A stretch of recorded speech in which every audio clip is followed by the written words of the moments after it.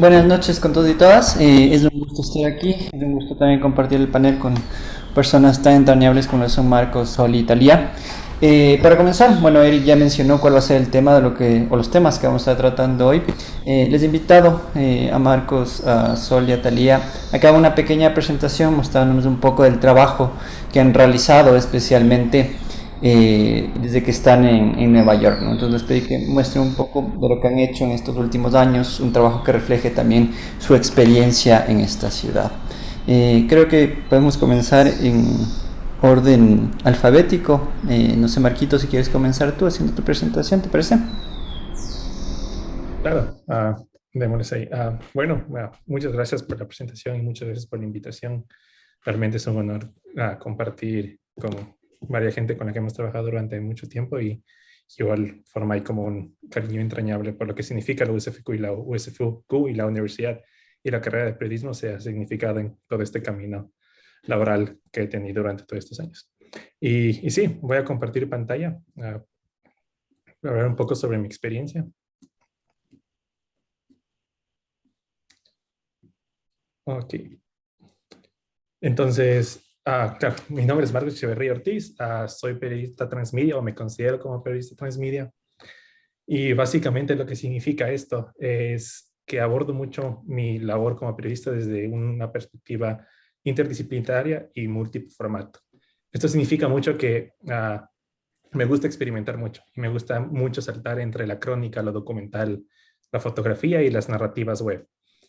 Y hago esto porque me interesa mucho, obviamente, contar historias, pero creo que el periodismo y el contar historias son una plataforma y un medio por el cual podemos explorar mucho y explorar y experimentar muchas cosas. Y creo que esto es parte, y esto también creo que responde también a un momento como crucial dentro de los medios, sobre todo a los nuevos medios que tenemos a la mano. Entonces, creo que es importante no solo limitarnos a un solo formato o tradicionalmente como pasaba antes, enfocados en un solo medio, sino creo que es un buen momento para experimentar y entender cuáles son las posibilidades que medios, multimedios y medios transmedia nos pueden brindar.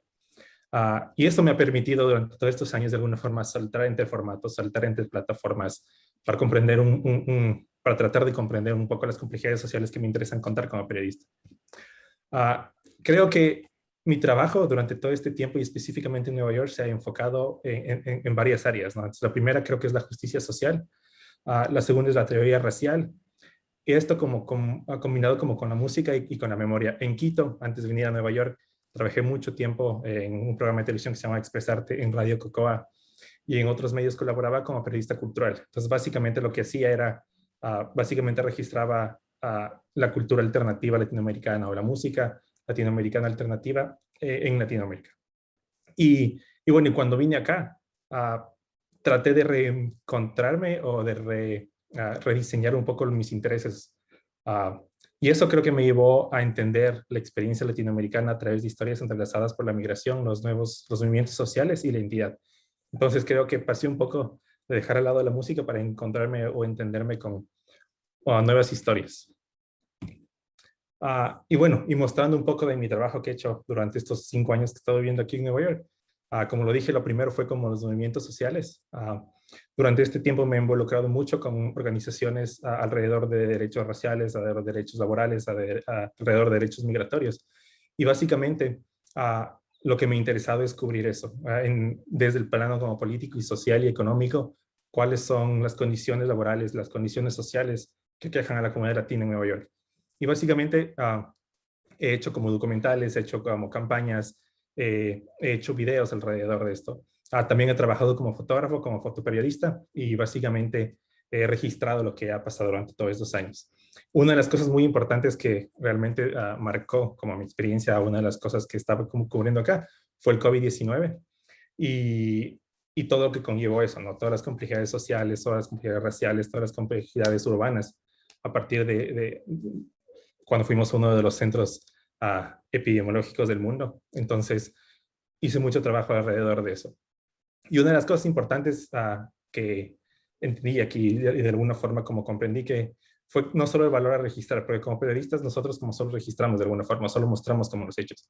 Pero creo que esta experiencia, y ahí estando aquí en Nueva York, creo que de alguna forma nos me hizo entender que hay que ir un poco más allá como periodistas y hay que discutir los problemas sociales como de una forma más íntima y más profunda, no solamente el registro. De ahí, básicamente, ahorita estoy trabajando como periodista y como reportero en New York One. Entonces, básicamente, una de las salas de mis intereses también es como la cultura gastronómica y especialmente la cultura callejera gastronómica en Nueva York. Entonces, una de las cosas y uno de los formatos que nos estoy trabajando ahorita, básicamente son reportajes sobre comida callejera en Nueva York.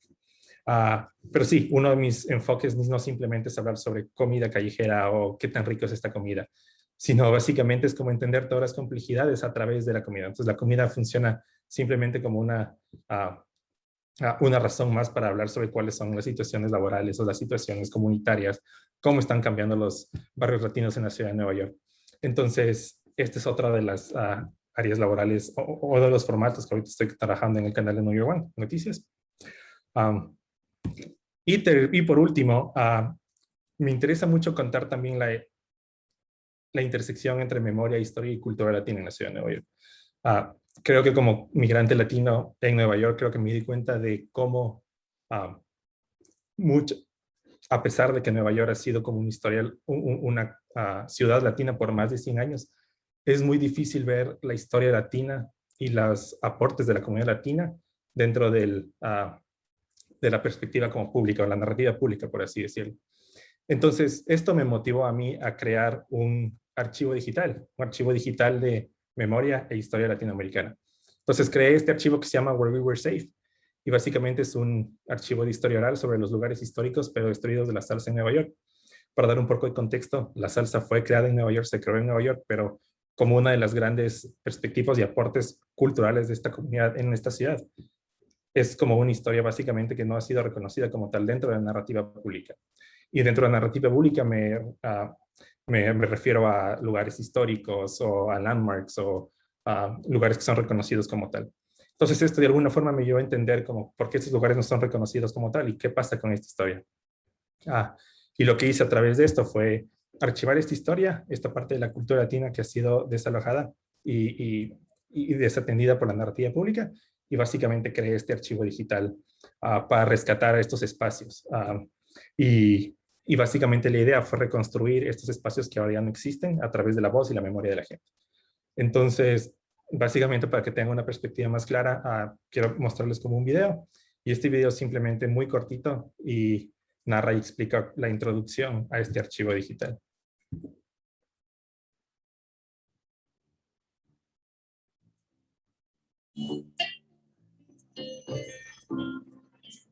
En esos tiempos era una cosa como ahora. Estaba la policía, nos mataban a negros y a latinos como si nada. Y después te decían que se guindaron en la cárcel.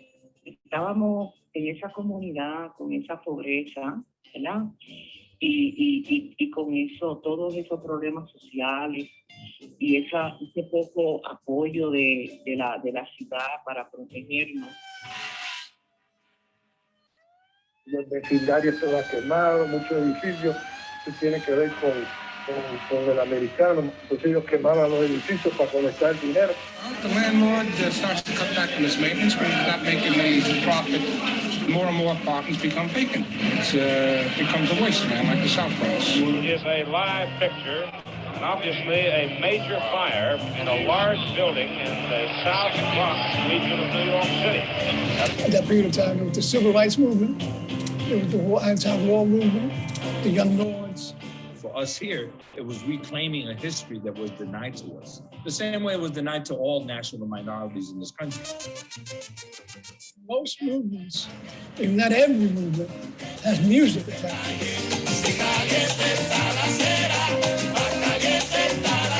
Mi orgullo era que la salsa en Nueva York empezó a identificarnos a nosotros, a darnos como un lugar. That music was very much connected to what was going on in the streets. Y fuimos así a esta ciudad sin misericordia, y eso era nuestro shield para batallar sitios como Casamadeo, New Rican Village. Colson, The Share Jose. San George Hotel. There's the fountain. Orchard Beach. Y tú ibas a los sitios, entonces, por más malo que sea el día, tú empezabas a bailar, te levantaba el espíritu. The joy, people's faces when they left the club. De los latinos, finally, encontrar un sitio a la comunidad latina se podían juntar, Latin Pride. Imagínate en un sitio en que la música es latina, lo que se está hablando es español, lo que está cantando es español, pero sin embargo lo entendían los judíos, lo entendían nuestros hermanos afroamericanos y se bailaba. Cuando empezaba la música latina, ahí se fue todo y ahí se bailaba, se gozaba. Yo hablé con chinos, yo hablé con morenos, con blanquitos, con profesores. eso era fantástico, tú sabes, que tú estabas bailando como si tú estuvieras bailando en la sala de tu casa.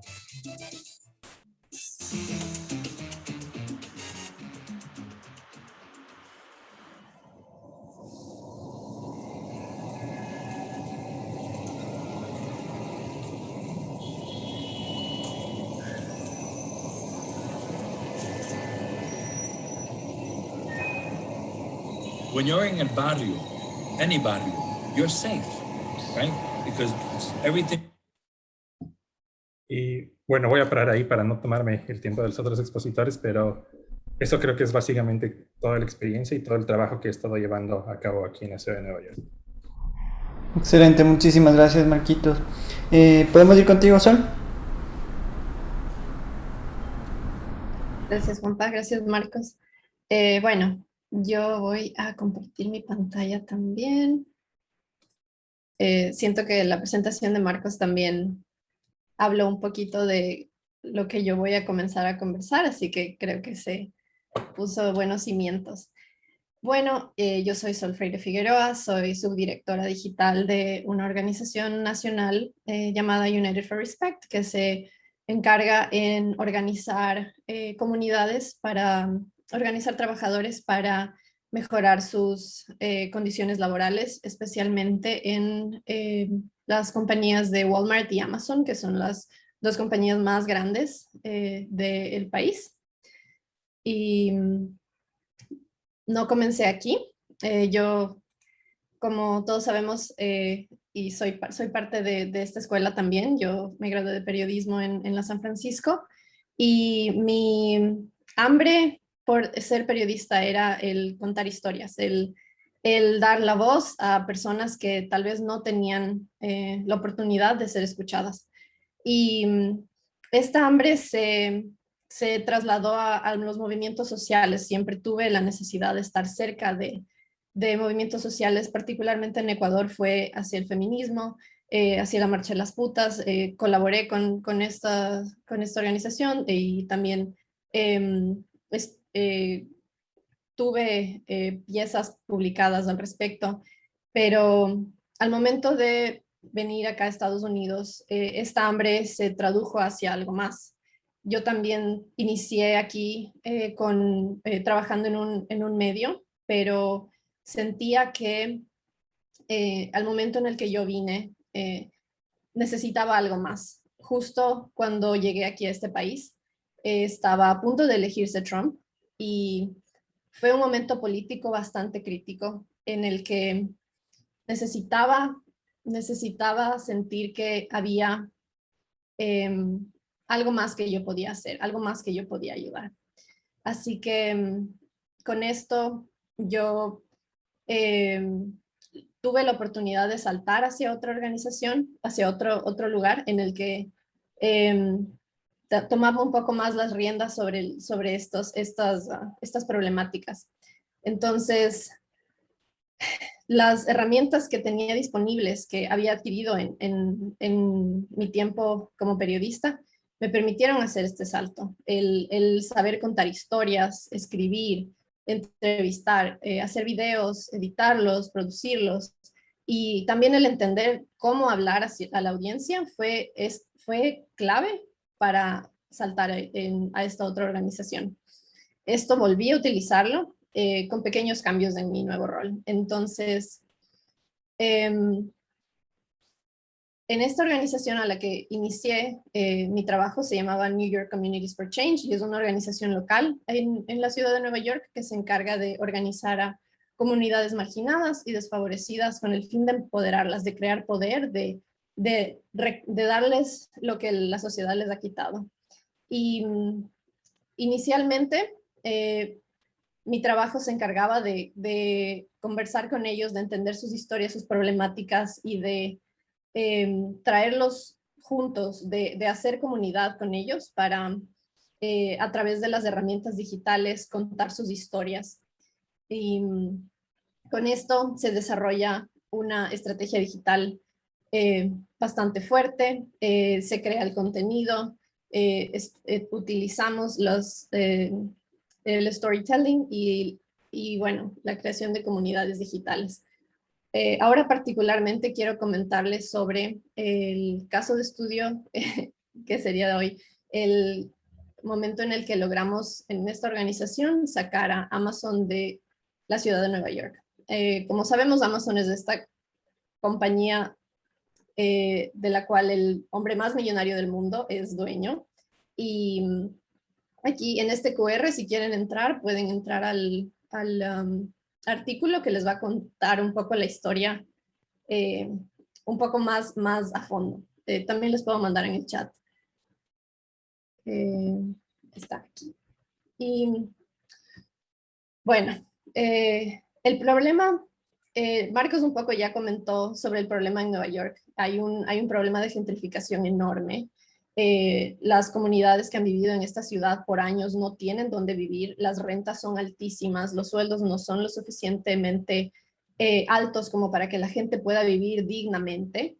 Entonces, las comunidades desfavorecidas terminan mudándose a las afueras de las ciudades, muchas veces en lugares donde no tienen acceso a empleos o viven en departamentos entre 10 personas, 15 personas, que fue lo que pasó en la pandemia y por eso Nueva York fue el centro de todo, porque los contagios se exacerbaron porque habían familias enteras que vivían en una sola casa por los costos. Entonces, bueno, ese era el contexto de por qué era importante para la ciudad de Nueva York, para las comunidades de Nueva York no tener el segundo headquarter de Amazon en la ciudad. Porque si es que llegaba a pasar esto, si llegaba a construirse este edificio además querían construirlo en la mitad de Queens. Si esto llegaba a suceder, se iban a desplazar millones de familias, millones de personas, y con esto iba a llegar una ola de personas que tenían el dinero para vivir en esta ciudad y iba a cambiar la demográfica totalmente, iba a traer una ola de problemas enorme. Y para nuestra suerte, la mayoría de las personas en la ciudad de Nueva York entendieron este problema y se levantaron con nosotros. Entonces, con la organización, nosotros nos encargamos de cambiar la narrativa. Amazon estaba totalmente fijado en que era un buen movimiento, que ellos iban a traer empleos a la ciudad, que iba a ser un cambio positivo, pero en realidad no era así. Entonces, ¿cómo nosotros logramos hacer este cambio?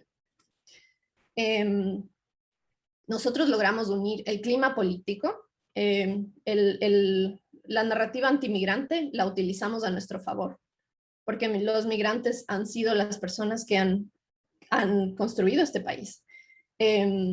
Y la mayoría de personas, de políticos en esta ciudad, son personas progresistas que están luchando con las personas, con los migrantes también y hacia una mejora de los problemas sociales.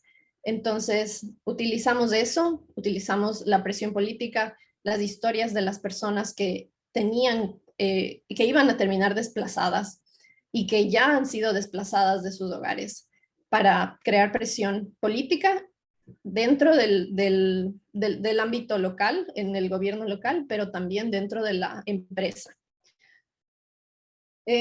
Y también utilizamos mucho esto de unir la parte política, la prensa, sacábamos las historias de las personas en el New York Times, sacábamos en periódicos locales, en todo lugar donde podíamos estar, intentábamos estar. creábamos noticias. Nosotros con esto nos lanzamos a crear, a manejar la narrativa que nosotros necesitábamos. Y también utilizamos las redes sociales como un medio. A veces a las redes sociales siento que en Ecuador no las tomamos tan en serio como se debería, pero aquí se las utiliza muy fuertemente, particularmente en el lado político.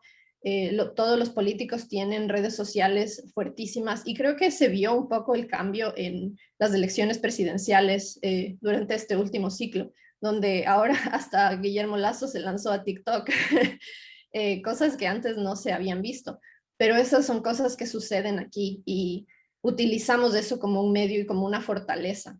Se hacen, bueno, ahora ya más que nunca con la pandemia se ha abordado esto con mucha más fuerza, pero antes no se tenía tanto en cuenta esto. Entonces nosotros utilizamos esto a nuestro favor y hacíamos live streams, mandábamos un montón de información alrededor de las cuentas de Amazon para que ellos sepan lo que estábamos haciendo y sabíamos que les molestaba porque apenas nosotros hacíamos alguna protesta, ellos sacaban información que intentaba desmentir nuestros puntos. Pero al final lo que hicimos funcionó y después de un poco más de un año logramos sacar la idea de Amazon de pasarse a Nueva York. Pero esto no solo fue la parte política y la parte de las redes sociales, sino también aliarnos con más comunidades, con otras organizaciones que estaban alineadas con nuestros sistemas políticos y con las maneras que estábamos pensando cambiar las cosas. La difusión del problema fue algo muy importante. Así como hubieron personas que estaban alineadas a nuestra idea de lo mal que iba a hacer Amazon en nuestras comunidades, habían personas que pensaban que era una buena idea que Amazon venga porque ellos estaban creyendo la narrativa de la compañía. Pero al momento de compartir las historias de las personas, logramos crear conciencia y cambiar esta idea. Y también no solo dar información, también al momento que nosotros creamos conciencia, intentamos encontrar maneras de invitar a las personas a hacer algo más. No solo vas a leer este artículo y vas a decir, bueno, chévere, ¿qué más puedo hacer? Creamos una serie, la estrategia en este momento significa tomar pasos diferentes que nos puedan ayudar a crear el cambio. Entonces, presionar a los senadores, a los concejales, al gobernador, mandar mails o mandar tweets, lo que sea que ayude a seguir moviendo la agenda. Entonces... Sol, perdón, ¿podemos ir cerrando, por fin? Sí. Esto pasó a no solo comunicar, sino ser parte del cambio. Entonces utilizamos estas herramientas que ya mencioné anteriormente, como el storytelling y el manejo de redes sociales a nuestro favor. Unimos el video, la fotografía, el arte y más visiones creativas para mostrar lo que necesitábamos en nuestro mensaje y estar claros que nosotros éramos quienes controlamos la narrativa. Entonces, ¿qué es lo que queríamos que la gente sepa? Eso era lo que sacábamos. Y bueno, aquí está una foto de la acción, el último día en el que ya se anunció que Amazon salía de la ciudad. Y bueno, esto es un poquito de lo que hago yo. Gracias. Excelente, Sol, muchísimas gracias. ¿Vamos contigo, Dani?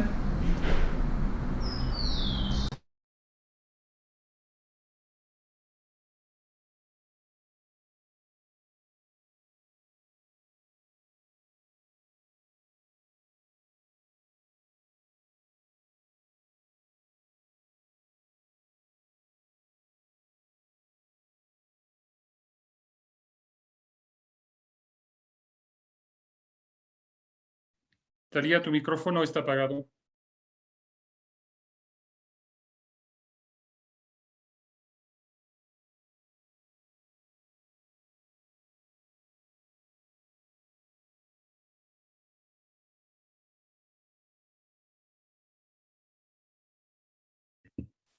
Perfecto, no podía unmute. Un gusto, ¿sí me escucha? Buenísimo. Un gusto, todos, todas, todes presentes. Gracias por el espacio y además es un honor hacerlo junto a colegas que estimo muchísimo y profesores que han sido muy significativos en mi carrera. Mi nombre es Talía, soy periodista multimedios, también soy productora creativa y al igual que Marquitos también una narradora transmedia. Permítame compartirles mi pantalla para mostrarles mi presentación. Un segundo. Perfecto, ¿pueden ver? Buenísimo. Como les contaba, soy periodista multimedios, productora creativa y narradora transmedia.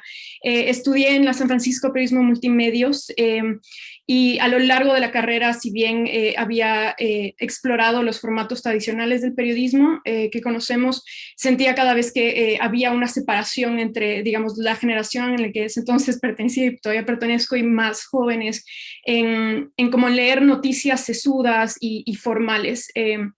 Entonces me preguntaba mucho sobre el formato y la forma en que utilizábamos el lenguaje y cómo resignificábamos ciertos símbolos y también los significados detrás que comunicábamos. Entonces por eso quise explorar formas creativas de contar historias basadas en periodismo. Y a través de eso me di cuenta que el periodismo también puede ser creativo, no en cuanto al contenido, porque eso sería ficción, sino en cuanto a la forma y el storytelling. Y cofundé el proyecto que se llama La Vena Cómica. Marcos, aquí presente, también colaboró y nos ayudó a crear el lenguaje visual de este proyecto. Y La Vena Cómica era un programa de periodismo satírico que utilizaba el humor como un gancho de atención y como forma de comunicación para presentar problemas muy complejos como política económica, migración, machismo, etc. Entonces, emulamos, estuvo inspirado en shows de comedia y sátira política americanos como Last Week Tonight y etc. Pueden encontrarlo en YouTube, está acá. Y sorprendentemente tuvimos una audiencia en el resto de América Latina, tuvimos gente que vio el programa en Bolivia, la comunidad latina en Estados Unidos, en Perú, en Costa Rica, en Colombia, y realmente fue una cosa muy alentadora saber que hay espacio y hambre por formatos alternativos y que también podríamos ser creativos siendo periodistas. De ahí fui a la New School, en donde hice una maestría en nuevos medios, también junto a Marcos, y ahí descubrí lo que se llama el Transmedia Storytelling, que es un concepto nuevo que recién ha comenzado y a diferencia de lo multimedia, significa que se utilizan diferentes formatos para complementar, contar una historia. Multimedia significa que la misma porción de la historia se lo cuenta a través de diferentes formatos, es decir, la misma oración se puede decir en audio, en prensa escrita y en lenguaje visual, pero lo transmedia cuenta diferentes porciones de la historia con diferentes formatos y lo complementa. Entonces, en la New School exploré muchas cosas y entre ellas programación y otras formas de contar historias, y este fue un proyecto que es un news game basado en experiencias de primera mano en que las mujeres en el Ecuador atraviesan para poder tener un aborto. Entonces, este es un ejemplo en el que, digamos, no necesariamente podríamos hacer un artículo como conocemos propiamente, sino también explorar otros formatos. Luego podríamos encontrarlo. El proyecto se llama Now What Do I Do? En español, ¿y ahora qué hago? Y es prácticamente una persona navega desde primera persona todas las diferentes opciones que tienen las mujeres dependiendo de su ingreso, de su etnicidad, de su localidad y otros factores determinantes. Luego de eso me gradué en plena pandemia y fue un momento complejo y que obviamente muchos sitios me estaban contratando, había también el mercado laboral en Nueva York y en Estados Unidos es muy diferente al del Ecuador, hay diferentes formas de relacionarse, habían muchas cosas que todavía desconocía y estuve mientras tanto freelanceando y conocí a dos artistas que admiro y estimo mucho, que también han estado, creo que uno de ellos ha estado featured en Radio Cocoa, disculpen el Spanglish. Uno de ellos se llama Juan Miguel Marín, es ecuatoriano, y también su pareja Catalina Kulksar, que es una cinematógrafa y fotógrafa venezolana-húngara. Y ellos tienen una compañía productora que se llama La Moutique y hacen un montón de proyectos artísticos. Y entre ellos les contrataron, uno de ellos les contrataron para hacer Dance Break. Quien estaba auspiciando Dance Break es Lincoln Center, que es el Centro de Arte Performativos de Nueva York, donde está el Met Opera, en donde está el ballet, en donde está la Orquesta Sinfónica, y es, digamos, un centro cultural muy, muy importante en la ciudad. Y Dance Break era prácticamente crear videos de 1 minuto para informar a la gente sobre la historia de ciertos géneros de danza, enseñarles un paso y además de eso también tener un engagement con las personas en casa. Entonces, por el mes de orgullo y herencia latina, Latin Heritage Month, creamos este piloto que es de 3 videos, salsa, conga y samba. Luego también les podré mostrar. Y para esto me sirvió muchísimo también la formación de la maestría y lo que aprendí en la USFQ sobre medios para poder diseccionar y pensar en la audiencia y crear formas creativas de contar una historia que no necesariamente en este caso fue periodística, pero sí histórica, cultural. Luego el piloto le fue súper bien y seguimos con otra sección de 6 videos más sobre Wacking, Bollywood, Vogue, flamenco, cucu y también disability artistry, que es como los bailarines que tienen alguna discapacidad física se presentan y también hacen danza y crean a través del movimiento y crean su propio lenguaje corporal. Para esto hice la investigación, para esto escribí los guiones, serví también de productora, asistente de producción, perdón, y para los anteriores también de locutora. Y toda también esa formación, digamos, o sea, todo eso pude hacerlo también a los de skills que aprendí como periodista multimedios y también gracias a estudios críticos, porque estudios críticos nos ayudó mucho a diseccionar y ver medios. Luego también hicimos un documental sobre una obra de arte participativa igual para el Lincoln Center, en el que Marcos editó, y él también nos ayudó a crear lenguaje visual de esto. Y la cuestión es que estos 2 productos para mí son importantes porque si bien he cubierto una amplia gama de temas, las artes es algo y las artes y las historias humanas es algo que me quiero dedicar. Y también las artes y pensando en la política del arte en la sociedad. Aquí está, es Lincoln Center, la Mutic es la productora que les había comentado. Aquí están los créditos. Y luego de esto después de freelancear, obtuve este empleo como corresponsal de Nueva York para W Radio, que es la radio más grande en Colombia, es una radio en vivo. Y aquí igual reportamos temas relacionados a la bolsa, Wall Street, entretenimiento, alfombra roja. Fue un poco de todo. Fueron 3 meses muy demandantes. Era radio en vivo, como les comentaba. Y ahora también estoy trabajando en New York One como redactora de noticias.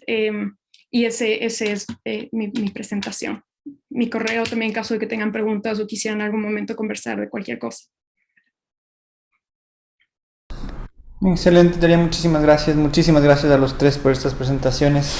Definitivamente su trabajo es ejemplar y bastante interesante. Veo que ya el público ya está haciendo preguntas, Tania está trayendo también preguntas de Facebook. Tenemos un espacio dedicado al final del conversatorio para estas preguntas. No piensen que nos vamos a parar bola, pero ya llegarán a su momento y las daremos a su momento.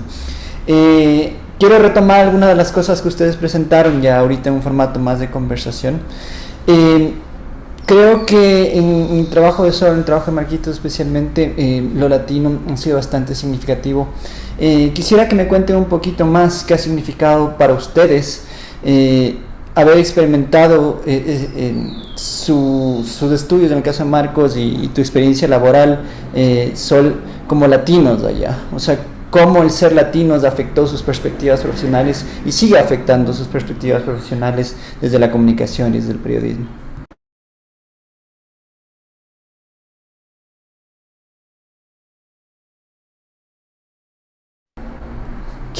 Lo doy yo. Bueno, creo que fue el momento en cual entras a este país. Creo que hay una división racial muy fuerte en el cual este tag o esta identidad de qué significa ser latino está presente en todo lado. Está presente en el momento en el que entras, está presente en el momento en el que aplicas a una maestría, está presente en el que pides trabajo, está presente en el que aplicas a seguro de salud. Entonces, es como una idea que está bien centrada dentro de toda la estructura como social, política y racial, por así decirlo. Entonces, creo que cuando vine acá, por primera vez en mi vida me pregunté qué significaba ser latino. O sea, qué significaba este gran término, esta gran idea. la cual aquí te define mucho más. Entonces, creo que dentro de esa perspectiva me comencé a preguntar, ¿cuál es mi rol como latino? ¿Qué significa el hecho de ser latino acá? Y creo que una de las formas que me ayudó a entender y explorar esta gran pregunta fue mi trabajo. Entonces, dentro de... Y claro, mi trabajo y a través del periodismo, a través como por ejemplo de ensayos fotográficos o a través de todos los trabajos de lo que hacía, creo que fue un buen ejercicio para mediar esta idea esta idea de qué significa ser latino, qué significa el de identidad. Y eso creo que ha impactado la gran manera como mi trabajo, porque ahorita inclusive cuando estoy trabajando en un medio latino, un medio que sirve para la comunidad latina, es un término que todavía lo estoy como pensando y repensando y tratando de explorar. Entonces, creo que hay una discusión también histórica muy grande. Creo que la cultura latina, como dije anteriormente, Nueva York específicamente ha sido una ciudad latina por más de 100 años. Y en muchas áreas no se le reconoce como tal, en cuestiones laborales, en cuestiones históricas, en cuestiones culturales. Entonces, personalmente, era una gran pregunta y una gran interrogante que fue mi aproximación como laboral. Entonces, como contador de historias, creo que todo mi trabajo está enfocado a responder esa gran pregunta o a tratar de registrar, y no solo registrar como las historias de latinos, sino entender cuál es nuestro rol dentro de esta gran ciudad, dentro de este país.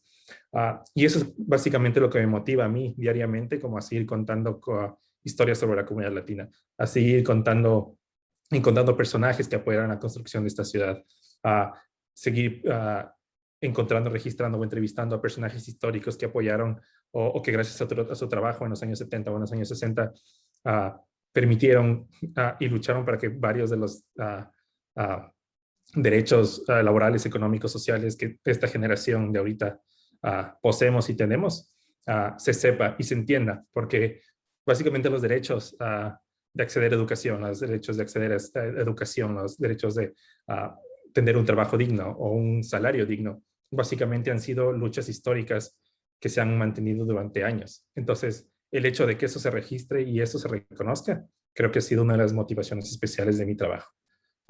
Y eso creo que ha sido una de las grandes motivaciones y cosas que han empoderado mi rol como contador de historias y periodista. Sol. Es una pregunta, es como similar a la situación de Marcos. Cuando nosotros entramos a este país, pasamos a ser minoría, o eso nos hacen pensar. Y hay un tema psicológico que te afecta, el pensar en el que las personas blancas tienen más poder, y no es algo que solo se escucha como discurso, sino es algo que se siente ya el momento en el que uno está en el ámbito laboral, digamos. Como mujer, particularmente, digamos, en el Ecuador, yo creo que todas las mujeres podríamos decir que hemos tenido momentos en los que han habido hombres que han hablado por encima de nosotros o no les ha importado lo que decimos, han hecho a un lado. Pero esto se siente un poco más cuando la manera en la que tú hablas es diferente o estás pensando 3 veces qué decir antes de decirlo. Creo que eso también es como una situación a la que uno se enfrenta, y siendo personas que nos hemos preparado tanto y hemos estudiado tanto, al momento de enfrentarnos a este otro idioma es como un monstruo al que nos lanzamos y tenemos que probarnos una y otra vez todos los días. Eso, o sea, en el ámbito personal ha sido como bastante fuerte. Es duro sentir que uno en el español como puede decir todas las cosas que puede decir y en el momento de expresarse en inglés es distinto. Entonces son retos, depende de cómo uno lo vaya tomando. Yo al inicio, por ejemplo, cuando comencé a trabajar, tenía como esta fijación de borrar mi acento. Tenía esta idea de que si no borraba mi acento, iban a pensar que yo era menos profesional, que no podía, que yo qué sé. Entonces era un trabajo extra y ahora yo me equivoco en el trabajo, no pasa nada. O sea, como he aprendido a empoderarme de mi acento, a entender que también es parte de mi identidad y todos me entienden, todos saben lo que estoy diciendo. No tenerle miedo a eso, porque creo que cuando uno viene como a hacer la vida, es una situación en la que uno se enfrenta a sobrevivir, digamos, y son miedos, pero eso fue como lo más duro para mí, que fueron meses o tal vez años que me forcé de gana y después tuve que aprender y reprender y entender el valor también de eso y empoderar a otras personas también, porque sé que muchos estamos pasando por el mismo camino y particularmente en el trabajo en el que hacemos, el tener que escribir en otro idioma es un reto enorme que sé que nosotros tres todavía estamos luchándole, pero nada, o sea, ha sido como un tema empoderador dentro de todo. Y, ajá, creo que ha sido más como, inicialmente fue un reto y ahora es como el poder que tenemos, porque además no solo sabemos un idioma que la mayoría de este país, de gente en este país sabe, sino sabemos dos y podemos hacer todas estas otras cosas. Entonces ha sido más verlo así. Interesante la cuestión del idioma. Tal y tal vez quisieras agregar algo más de lo que dijeron Marquito y Sol desde tu experiencia. Sí, resonó mucho conmigo lo que mencionó Sol sobre el idioma. En su momento cuando estaba buscando empleo en empresas americanas, estadounidenses, me sentía muy frustrada y pensaba en el inglés como un idioma aspiracional.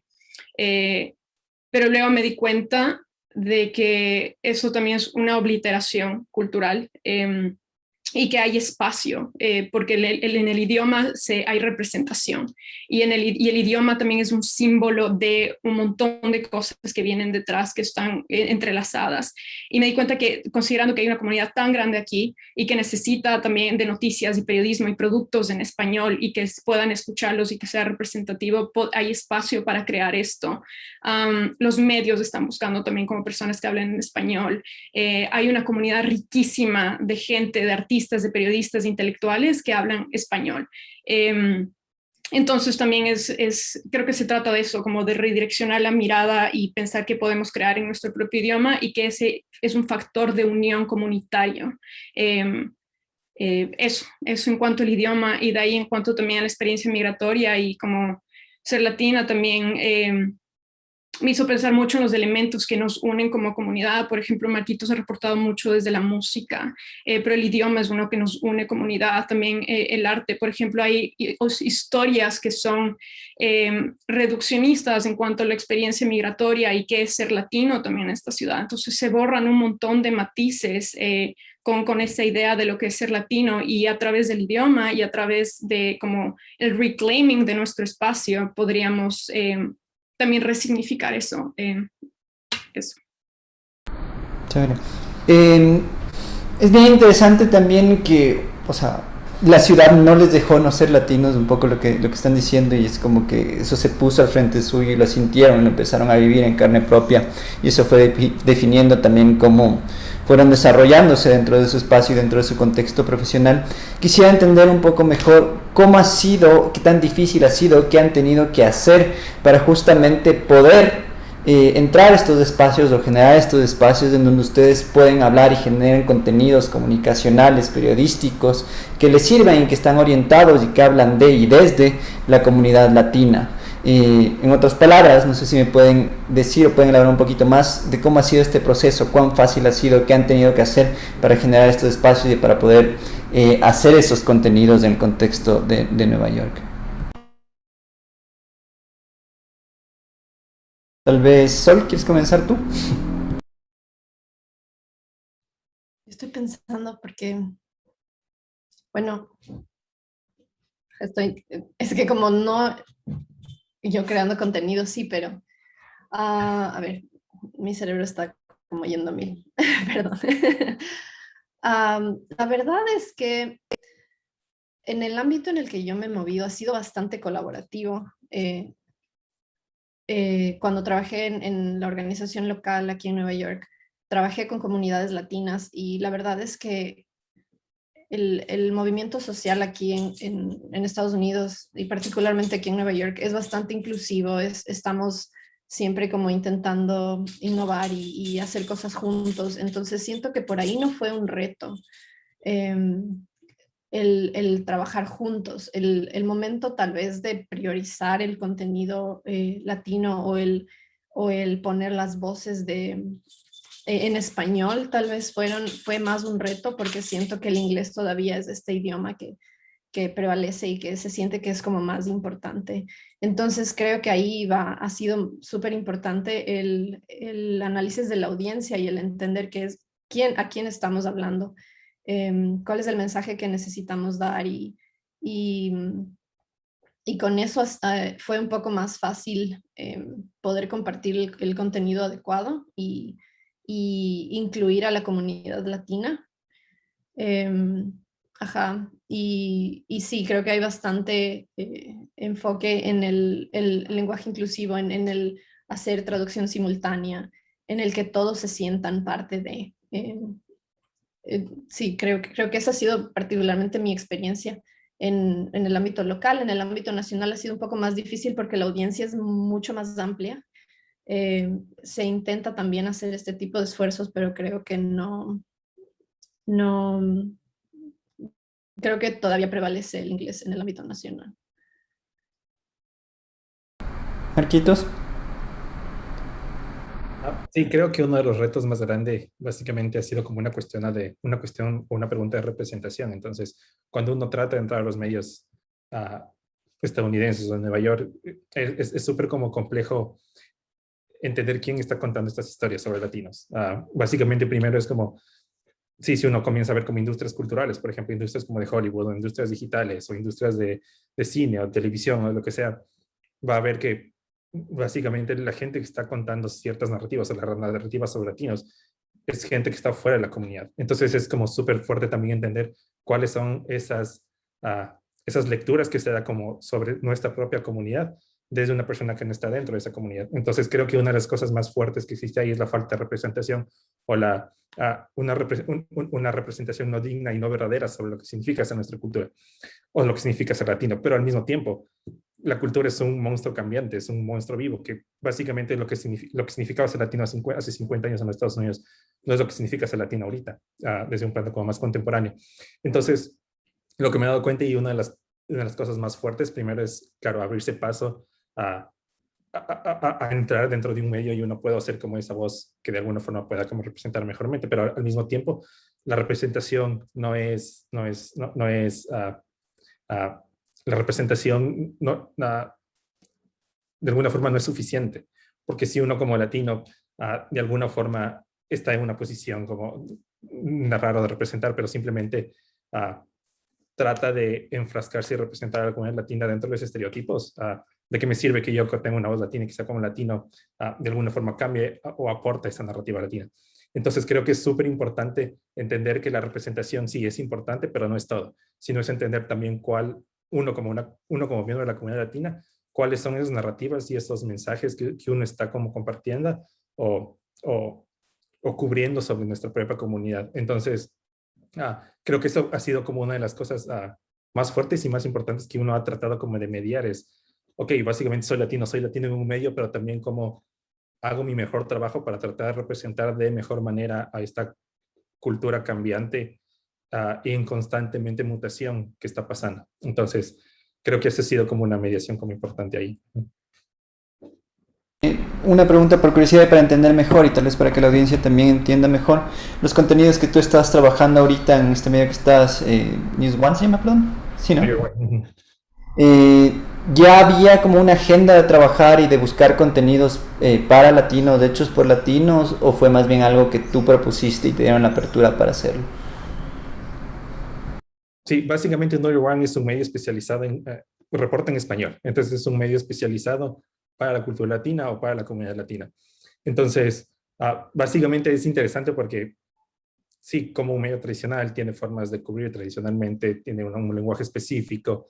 Entonces, creo que ahí como mi rol y mi trabajo, de la forma que me motiva mucho más, es capaz como a tratar de encontrar otro lenguaje o a cubrir otras historias que ya han sido cubiertas, a encontrar otros personajes que no sean esos personajes, que cuenten la misma historia. O sea, por ejemplo, uno de los grandes cambios de narrativa importantes de tenerlos es que los medios de comunicación, el periodismo, televisión, etcétera, siempre históricamente han cubierto como latino dentro de dos formas. O sea, la primera siempre ha sido como esta persona migrante que básicamente se cruzó la frontera, entonces como esta narrativa de ilegalidad. Siempre es algo como que siempre está cubierto en todo lado. Entonces entrevista a una persona y es la misma historia de la persona que se cruzó la frontera de ilegal y pudo tener una mejor vida en Estados Unidos. Y por otro lado, siempre hay como esta visión del latino rebelde o de la persona rebelde, o sea, de la persona que no está a favor del sistema, de la persona que es un guerrillero, que tuvo que ser o que fue parte de organizaciones políticas para llegar a un cierto cambio político. Entonces, creo que la narrativa latina siempre está enfrascada y definida por estas dos perspectivas, por así decirlo. Entonces, creo que parte de mi trabajo ahí es tratar de encontrar una tercera vía para tratar de representar de una mejor manera como a la comunidad de la cual soy parte. Y creo que sí, estas narrativas han sido como historias que han estado lideradas y que se han contado durante más de 50 años. Entonces, como le dije, creo que la cultura latina, como toda cultura, es algo cambiante y que está cambiando constantemente. Y creo que es importante como prestar atención a eso para tratar de encontrar otras historias, otros personajes que cuenten una historia alterna a estas dos grandes narrativas que existen en los medios. Es interesante pensar, a veces, te doy la palabra, Tania, es interesante pensar, o sea, no muchas veces tenemos conciencia, y es algo que se debate bastante, de que el periodismo puede tener una agenda, ¿no? Y un poco lo que estás diciendo es que incluso los medios tradicionales, los medios que hacen, que cubren noticias, hard news, de una forma bien convencional, también son espacios donde se han reproducido y donde se han forgado y se han generado estereotipos y en donde se han generado narrativas, ¿no? Y un poco lo que estás diciendo es que tú, ocupando esos espacios, sientes la responsabilidad de sí aceptarlos porque son una plataforma que tiene llegada, que habla a una comunidad, pero no seguir reproduciendo lo que se ha venido haciendo tradicionalmente, sino desde ahí empezar a cambiar un poco la narrativa, empezar a mostrar otras cosas, empezar a dar otra versión y justamente ir haciendo que esas cosas que ya están, a veces se sienten que han estado forjadas y que esos estereotipos ya se han dado de una forma súper sólida, empiezan a cambiar y empiezan a mostrarse otras versiones alternas de la realidad de estos espacios que suenan incluso un poco convencionales. ¿Tal? Sí, o sea, quería hablar un poco también sobre el tema de representación, porque hay que, o sea, lo que se llama ser latino no es una masa homogénea. O sea, nosotros somos latinos, pero latinoamericanos. Y también hay latinos que son de primera, segunda, tercera generación, cuya relación con la cultura latina es diferente y por ende también con el idioma. Entonces, si bien en los medios y en general en las diferentes industrias sí se está buscando representación y hay latinos que aplican, son latinos estadounidenses, si eso tiene sentido. Entonces, el contenido que generan generalmente es en inglés. Ahora, nosotros como latinos, latinoamericanos, o sea, tendemos más a generar contenido en español. Y también me he dado cuenta que hay un hambre por lo experimental en el Spanglish. Hay gente que está muy interesada en el Spanglish, que es como un híbrido de la migración y es uno de los, o sea, como de las múltiples cosas que nacen de la migración, que es bellísima. Entonces, en cuanto a generar contenido como latino, sí se están generando espacios, pero sería contenido más en inglés y contenidos en español. Todavía es incipiente, pero hay deseo y también las industrias están ya invirtiendo en eso. Y no solo industrias que están radicadas en Estados Unidos, sino que también están buscando corresponsales o también la modalidad de trabajo freelance.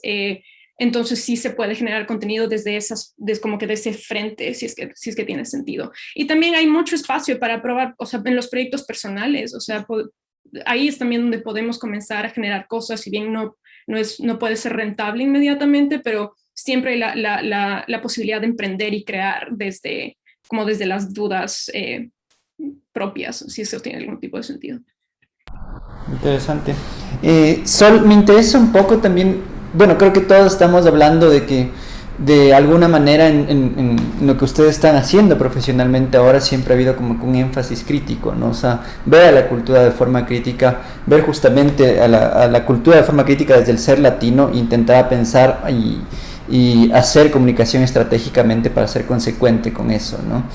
Pero en tu caso, Sol, tú decidiste y tú te moviste por un camino que es bien poco convencional, ¿no? No te fuiste a los medios, directamente te fuiste a trabajar al activismo, ¿no? O sea, ya, incluso Marquitos hace un rato dijo que la representación no es, a veces no es suficiente. Y es interesante que tú como comunicadora, tú como una persona con formación en periodismo, decidiste tomar un camino desde espacios, contextos, organizaciones que trabajan directamente en el activismo. ¿Quisieras contarme un poquito más sobre eso y sobre cómo fue esa decisión, cómo se fue dando? Creo que siempre supe que quería hacer esto. Creo que entré al periodismo con esta hambre de contar historias, como les decía, y con los años me he dado cuenta que es interesante cómo pensaba que las personas no tenían voz. Y ahora mi perspectiva ha cambiado a pensar que no, que todos tenemos una voz y que más bien juntos podemos hacer cambios. Y no sé, eso es como una situación que me ha golpeado porque es tan duro pensar que no tenemos manera de hacer las cosas diferentes. Y en este país hay un movimiento tan grande de organizaciones que topan todos los temas que te puedas imaginar. O sea, desde cambio climático, problemas económicos, problemas migratorios, incluso todos los movimientos de derecha de Trump, todos ellos tienen organizaciones que se encargan de crear comunidades digitales y de continuar creciendo estos movimientos que les convienen a ellos, ¿verdad? Pero en mi caso creo que fue un poco suerte al momento de buscar trabajo aquí. Tali y Marcos van a saber que es un mercado bastante complejo y yo apliqué a medios y a la vez apliqué a organizaciones y al momento que ya estaba trabajando en un medio, me llamaron de esta organización y no pensé dos veces y me cambié, porque yo sentía esa necesidad de trabajar en el cambio internamente, porque sentía yo que sí, el periodismo nos ayuda a contar todas estas historias y nos ayuda a reflejar los problemas que están teniendo las comunidades, pero sentía que dentro de este tipo de trabajo en las organizaciones yo podía tener más agencia y más poder sobre el cambio que se daba. Entonces eso es lo que me movió y el contacto con las personas siento que siempre es tan importante. Aquí en este trabajo estoy tratando con personas de todo el país. Cuando fue localmente fue de toda la ciudad, de cada barrio, entender el por qué era importante el cambio para ellos y el sentir que el cambio social no es solo un tema de una persona, sino es comunal. Y no, si es que es algo que no me está afectando a mí, no significa que no sea importante. Entonces, eso fue el cambio, el cambio del chip para mí. A veces digo que fue suerte, pero en realidad era solo donde tenía que estar. Pero sí, creo que fue bastante importante lo que se aprendió en el COCOA y a través del periodismo. Creo que sin eso no hubiera podido hacer el salto que hice. ¿Qué específicamente sientes que de la formación que tuviste como periodista, que tuviste en tus bases estudiando aquí, se pudieron llevar y se pudieron aplicar al quehacer del activismo? Fue el saber contar historias, definitivamente.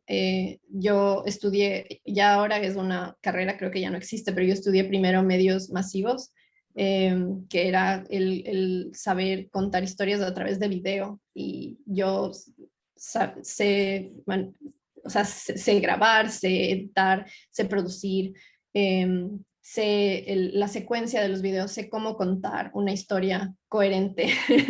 Y eso fue un tema que, digamos, les convenció cuando yo estuve haciendo las entrevistas, porque no solo buscan personas que sepan, que estén dispuestas a trabajar para el cambio, sino buscan personas que sepan hacer las cosas diferentes. Siempre me acuerdo de Eric que decía que nosotros somos como periodistas que hacemos todo terreno. que sabemos grabar, que sabemos escribir, que sabemos entrevistar, que sabemos grabar para radio, y todo eso en realidad me sirvió porque yo llegué y apliqué todas estas cosas que aprendí en la escuela y me ayudó a poder hablar con la gente, poder organizarles, poder entender sus historias, poder escribir sobre sus historias para medios, poder enviar correos electrónicos a las bases que manejamos, poder crear contenido para redes, poder crear videos, tantas cosas que se crearon, solamente las plataformas cambiaron, pero esa necesidad de crear fue lo que me motivó y el conocimiento que vino de la universidad fue súper importante y nada, fue como solo cambiar el norte. Chévere. Marcos y Thalía, ustedes incluso hablaron también de que su perspectiva del periodismo se ha vuelto transmedia. Por experiencia directa, trabajé con Marcos de algunos años. Siempre desde el principio hubo esta necesidad de experimentar en distintos formatos, en distintos medios, de utilizar distintas narrativas. Ahorita ahí como ya es casi un cliché y es casi obsoleto hablar de nuevos medios o de periodismo móvil, pero ¿cuál creen ustedes que es desde su perspectiva, desde su experiencia, hablar de lo transmedia? ¿Cuál creen que es la importancia de lo transmedia hoy por hoy? Si quieres comenzar tú, Tali. Sí, o sea, para comenzar, o sea, igualmente los medios están continuamente evolucionando, no solo en términos de tecnología, sino también de acceso. Entonces, vemos momentos en la historia de los medios que se reproducen. Por ejemplo, en los 60 salió la Tascam y eso cambió cómo se generó el lenguaje visual. Cambió la forma en cómo se hace el documental. Y de esa misma forma podemos encontrar cosas paralelas hoy por hoy que cambian la agencia de cómo se cuentan las historias, que se cambian los formatos de cómo se cuentan las historias y también las fuentes. Entonces, yo creo que lo transmedia todavía diría que es un concepto líquido y es aplicable a diferentes cosas, pero es eso, es la flexibilidad, es la potencialidad de lo transmedia y todos, o sea, las posibilidades que nos ofrecen para contar y armar historias, tanto en formato, pero también como como había comentado antes, en saber diseccionar los medios y cómo aplicar eso. O sea, hay ciertas cosas, por ejemplo, ciertas historias que se hacen más, o sea, que son mucho más completas a través de un lenguaje visual, otras a través de lo escrito, otras a través de lo audio, otras a través del AR y el VR, que es algo con lo que Marcos también ha experimentado. Entonces, creo que esa es la importancia de conocer lo transmedia y aplicarlo.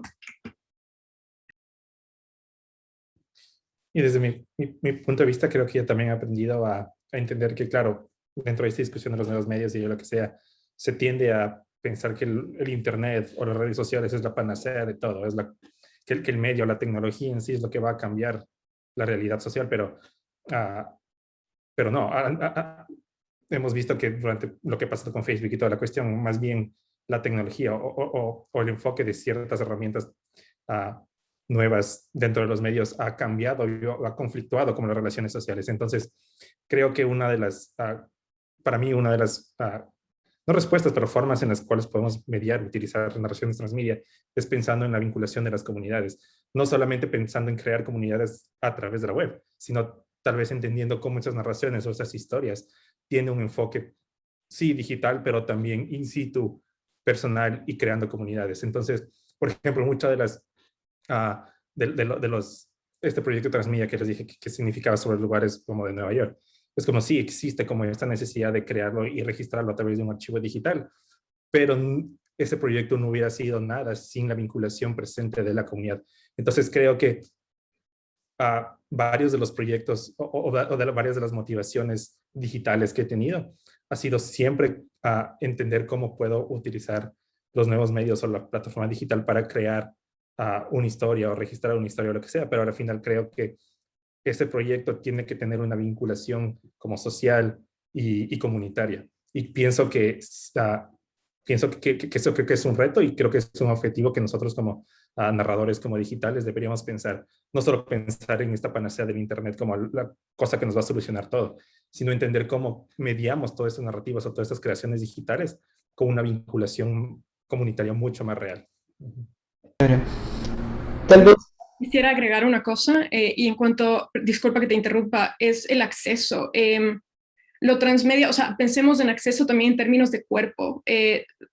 Tenemos, o sea, digamos, hay audiencias que tienen ciertos tipos de discapacidad y no pueden acceder a un artículo escrito, pero lo transmedia permite y da más puertas y ventanas de acceso.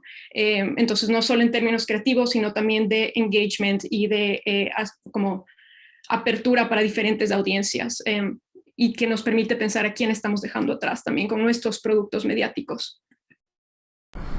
Chévere. Justo algo que también es interesante cuando hablamos de lo transmedia también, cuando se habla de periodismo, cuando se habla de comunicación, cuando se habla de medios, a veces hay como que un fetiche tecnológico también, ¿no? A veces pensamos que es únicamente la tecnología lo que determina los cambios y lo que determina los efectos en cómo nos comunicamos y cómo hacemos las cosas. Pero tal vez ya lo que veo ejemplarmente en su trabajo es que no solamente una exploración de nuevas tecnologías, de nuevas plataformas, de nuevas herramientas técnicas, sino que también una exploración de nuevas narrativas, ¿no? O sea, de nuevas formas de contar las cosas, de nuevas formas que de nuevo nos aterrizan en lo que es el lenguaje, ¿no? O sea, en las formas en las que utilizamos y contamos las historias que queremos contar. No sé si me quieren hablar también un poquito de eso, de tener... estamos hablando definitivamente de una flexibilidad, de tener la mayor capacidad o la mayor conocimiento y destreza en el uso de herramientas, pero tal vez esto también importante pensar en que también hay que tener esa misma flexibilidad en el tipo de narrativas que contamos, ¿no? Entonces, especialmente tal vez Talis, quisiera que comiences tú, porque algo que fue interesante y que vi también en tu evolución como profesional es que te metiste a hacer periodismo desde un lugar súper inesperado que es la comedia, ¿no? Entonces, no sé si puedes elaborar un poquito más sobre eso.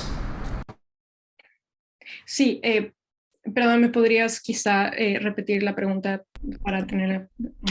O sea, ¿cómo ha sido tu experiencia no solamente experimentando lo transmedia desde las tecnologías y las plataformas, sino también desde distintas narrativas?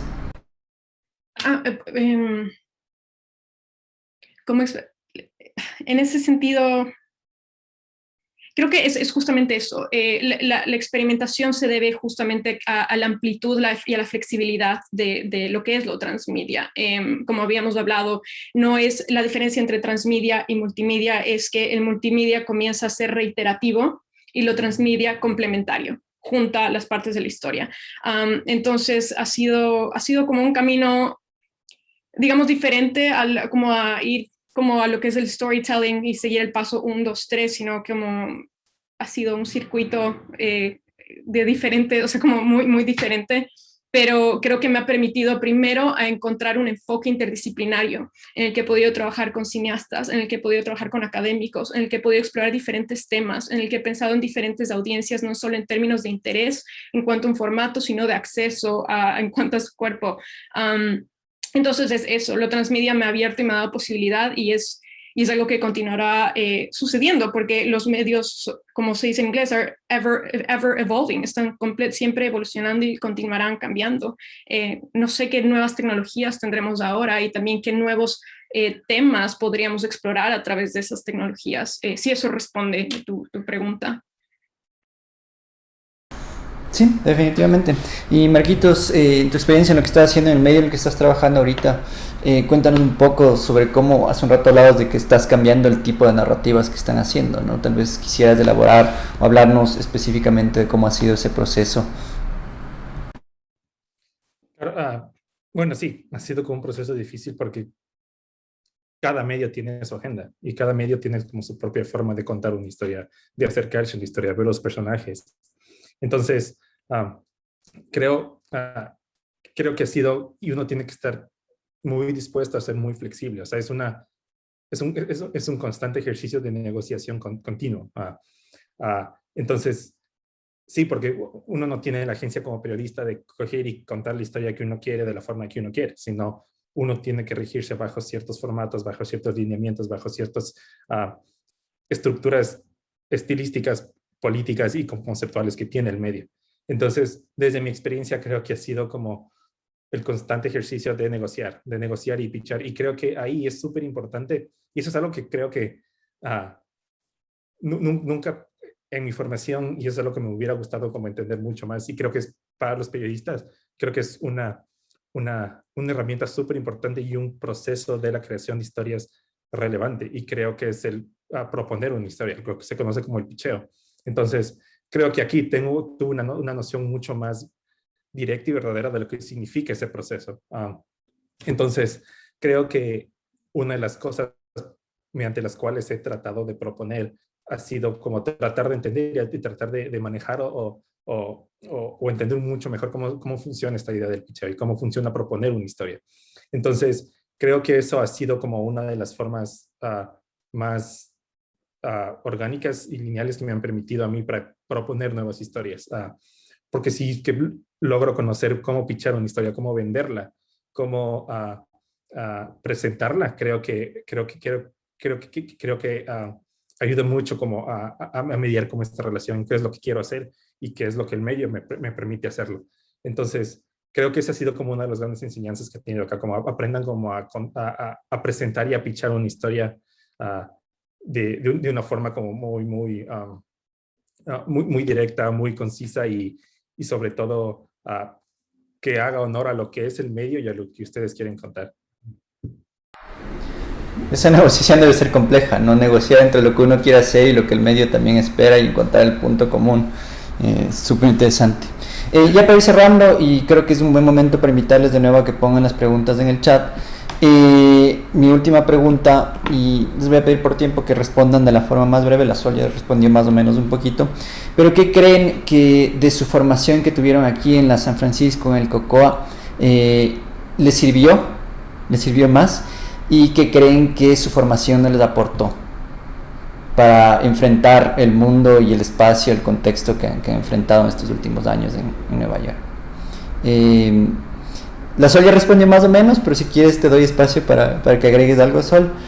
Si no, puede comenzar cualquiera de los dos, Marquitos o Tali. Creo que solo agregaré que como los estudios críticos fueron muy importantes, o sea, el entender el ámbito político, cómo nosotros como periodistas también tenemos un rol súper importante. Por aquí vi una pregunta de alguien que me preguntaba sobre un dicho sobre el periodista no se puede convertir en activista. Siento que esta idea de que el periodista tiene que ser imparcial ya es muy outdated, está muy antigua, y creo que nosotros tenemos que aprender a ser flexibles, y parte de eso también se apega a nuestros valores y a lo que queremos ser. Y bueno, permito que alguien más siga.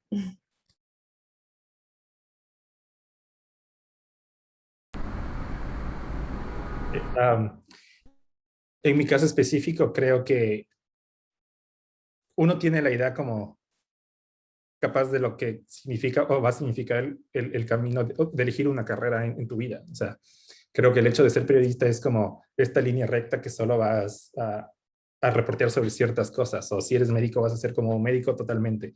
O si eres ingeniero, vas a ser como ingeniero en sistemas como toda tu vida. Y creo que más bien una de las grandes enseñanzas que me dio como mi formación como periodista es que esto puede cambiar. Y si ustedes como ven como hacia dónde está yendo como la industria del periodismo, es básicamente gente que esté especializada en varias áreas del conocimiento. Por ejemplo, periodistas que son especializados en cultura o periodistas que son especializados en, yo qué sé, en salud o en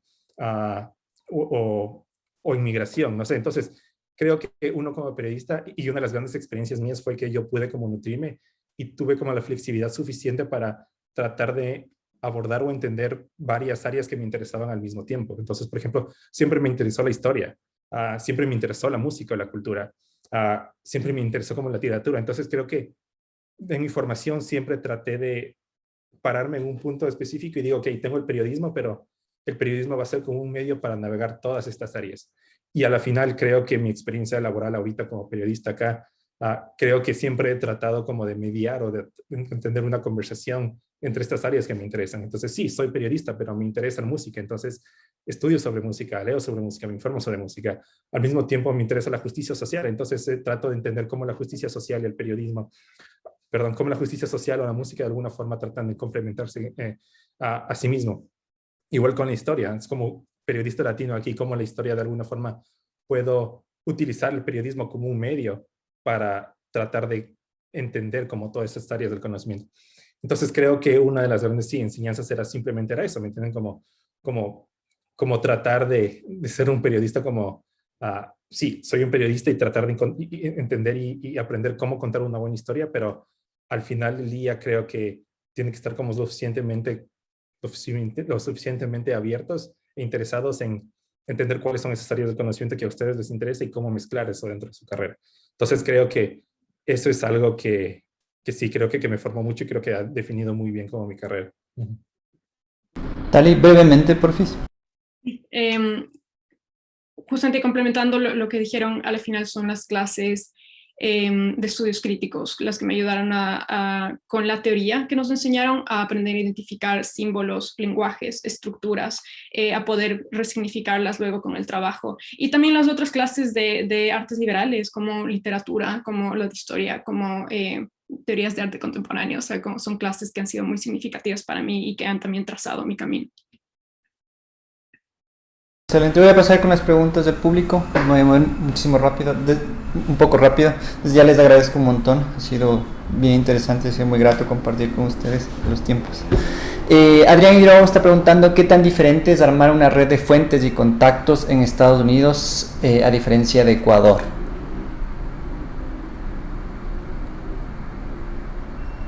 Yo creo que ahí es interesante porque aquí la gente en Ecuador, o así es de mi experiencia, creo que se siente como un muro. Entonces, por ejemplo, si te gusta que, no sé, algún periodista hace algo o algún contador de historia hace otra cosa y te interesa eso, se siente como hay como una brecha ahí.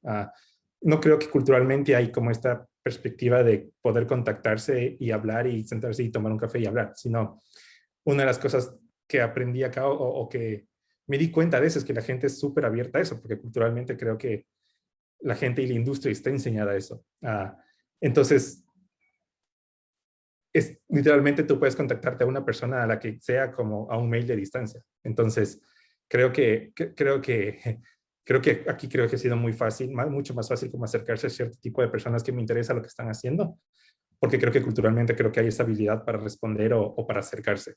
Que creo que en Ecuador eso que es como, porque creo que en Ecuador como somos muy puertas adentro, o sea, como muy cerrados, entonces creo que eso ha sido como una de las grandes enseñanzas que he tenido acá. ¿Alguien más quisiera agregar algo a esa respuesta?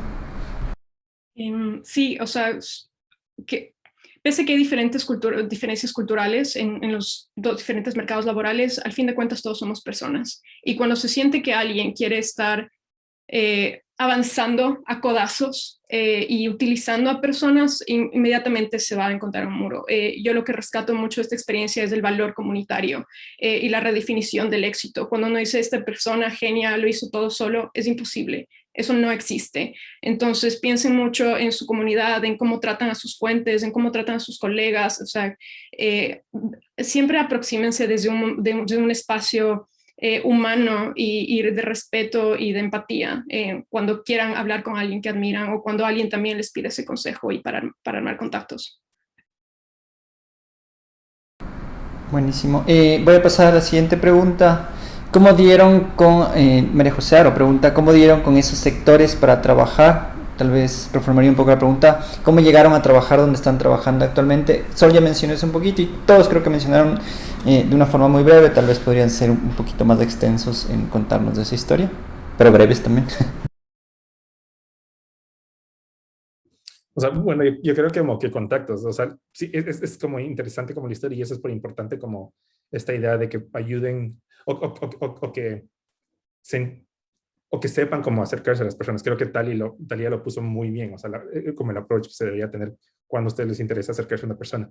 Y es como interesante, ¿no? O sea, yo a New York One apliqué cuando igual me gradué, recién estaba buscando trabajo y no me respondieron como en meses. Y después encontré a una persona que estaba trabajando, que trabajó hace varios años ahí, y esa persona me refirió. Y para que tengan solo una perspectiva de cuál es el mercado laboral en Estados Unidos, o sea, un reclutador lidia en una aplicación laboral, lidia con básicamente 10,000 aplicaciones. Entonces es imposible que ese reclutador, que esa persona, lea todas las cartas de aplicación o todos los CVs. Entonces básicamente la industria lo que hace aquí es que utiliza sistemas para depurar ciertos perfiles. Entonces, como súper importante, también es un arte como el tipo de CV o las palabras que pones dentro de tu CV. Entonces, una forma alterna de lidiar con todo eso es básicamente preocúpense por generar contactos y no simplemente por generar contactos porque sí, sino contactos que realmente les interesen a ustedes y realmente de gente que admiren. Entonces eso creo que ha sido como una diferencia y un punto clave ahí, ¿no? Me ha acercado a la gente que realmente he admirado y desde una perspectiva honesta.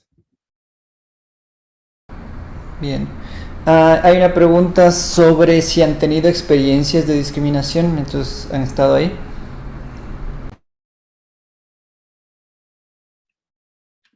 A mí me ha ocurrido con el idioma. Y ha sido, y les voy a hablar así honestamente, he estado en estos procesos en el que uno está entrevistándose con los reclutadores, en los que está aplicando a un trabajo.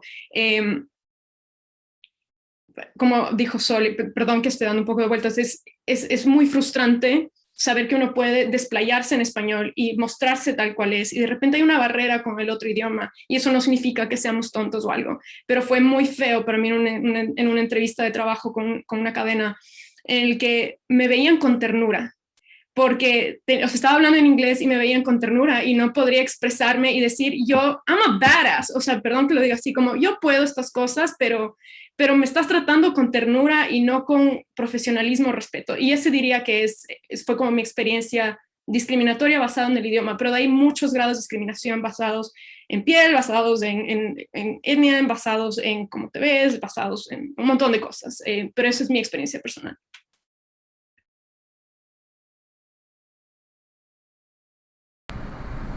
Creo que por honor al tiempo pasamos a la siguiente pregunta. Gabriel Hernández pregunta si consideran que hoy en día es mejor ser un periodista independiente. Igual la definición de independiente es como media ambigua, ¿no? Por independencia, no sé si es como freelance, pero creo que, o sea, desde mi caso específico, a mí creo que me interesan como hacer varias cosas. Entonces, yo creo que estoy como, a mí como me satisface de alguna forma, me funciona ser como un periodista que trabaja en una como cadena, por así decirlo, y que tengo otras herramientas o otros intereses y personalmente los exploro. Entonces, creo que eso depende cuáles van a ser como tus intereses y cuáles son tus prioridades. Entonces, creo que es una cuestión como mucho personal. Y también creo dentro de la idea de freelance existe mucho la precarización. Entonces, sí, básicamente puedes como explorar como tus propias cosas o hacer como tus propios intereses, pero creo que hay una precarización laboral muy fuerte, no solo en Ecuador, sino aquí también. Entonces creo que hay como que lidiar con eso mucho. Sara Isabel Angulo nos pregunta les pregunta, ¿cuál sería la recomendación que nos podrían dar al querer ser activistas del cambio? Yo siento que es complejo en Ecuador. Cuando yo trabajaba en este tipo de cosas en Ecuador, siento que no hay una industria. Ese es como el problema, creo yo. Aquí hay una industria y hay dinero, hay fondos, hay organizaciones enteras que funcionan alrededor de una temática social. Entonces, en Ecuador no sé si las cosas han cambiado. En los últimos años estoy un poco desconectada al respecto por COVID y por vivir acá, pero siento que es importante, si es que tú sientes que es algo que necesitas hacer, que quieres ser parte de algún movimiento social, yo diría que lo hagas y que a pesar de que sea tal vez de manera de voluntariado, no sé si es que hay oportunidades de trabajo, me parece genial. Pero no estoy segura cómo estén las cosas en Ecuador en este en esta rama. ¿Tienen alguna opinión acerca de los medios locales en su práctica de difusión cultural? O sea, su opinión sobre cómo se difunde cultura a través de los medios locales. Creo que es la pregunta.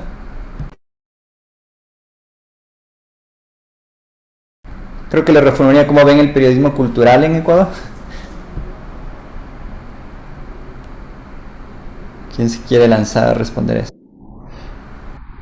Bueno, yo creo que ha cambiado mucho. O sea, creo que nuevas generaciones tienen nuevas plataformas o tratan de cambiar esta convencionalidad que se han existido históricamente en los medios tradicionales, que básicamente la cultura es espectáculo. Yo cuando comencé mi carrera siempre trabajé en varios medios impresos y básicamente no había como una distinción entre los dos. Entonces, cuando ambos claramente responden a varios como procesos como sociales totalmente distintos. Entonces, creo que me motiva mucho lo que está haciendo como gente joven y gente a través como de nuevos medios o a través de plataformas digitales. Y también creo que sí, creo que me motiva mucho. Creo que me motiva mucho como las diferentes como propuestas que existen ahí. Y creo que sí. Creo que el Internet y los nuevos medios de alguna forma han permitido como que exista como esta brecha como cultural a partir de eso. Listo.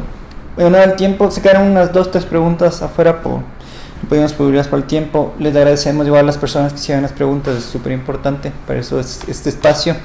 Agradecerles de nuevo a ustedes, es súper grato poder escucharles, creo que hablo por todos los asistentes, ha sido muy nutritivo y muy interesante saber de sus experiencias, saber de sus perspectivas, saber de ese factor humano que influenciaba su trabajo. Y de nuevo muchísimas gracias, en verdad son un orgullo, es un honor haberles tenido, ha sido un honor haberles tenido en el colegio y es muy importante para nosotros ver lo que son y ver el trabajo que están haciendo ahorita fuera del país.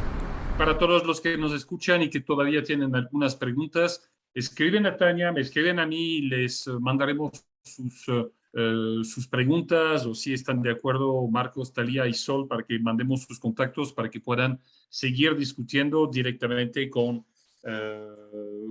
nuestros conferencistas de hoy. Ahorita vamos a tratar de respetar los tiempos. Yo creo que la idea de la discusión de hoy era mostrar que hubo una pregunta de Dani, ¿no? Que decía, o sea, el periodismo lleva a toda la condición de salir de él. Eso es lo que se dice en Francia. Hay gente, muchos de nuestros estudiantes van a terminar haciendo periodismo, digamos, clásico, hard news. Otros van a buscar hacer periodismo de investigación. Otros harán otra cosa que no sea periodismo y todo eso está bien.